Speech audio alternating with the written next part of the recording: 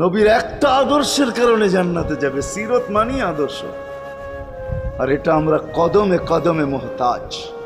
কেননা এই ছোট জীবনটা যদি গ্রহণযোগ্যতা পর্যন্ত পৌঁছাইতে হয় আল্লাহর কাছে, চাই নারী হই, চাই যুবক হই, চাই বৃদ্ধ হই, যেই মানুষই হই না কেন, যেখানেরই হই না কেন, যেই বাসারই হই না কেন, যেই বর্ণেরই হই না কেন, যেই পেশারই হই না কেন, যেই সোসাইটিরই হই না কেন, এই জীবনটাকে যদি গ্রহণযোগ্যতা পর্যন্ত পৌঁছাইতে হয় কার কাছে? দুনিয়াওয়ালাদের কাছে না, মালিকের কাছে, যিনি এক ফোঁটা পানির থেকে অস্তিত্ব দিছেন, যার কাছে আবার আমাদেরকে ফিরা যেতে হবে।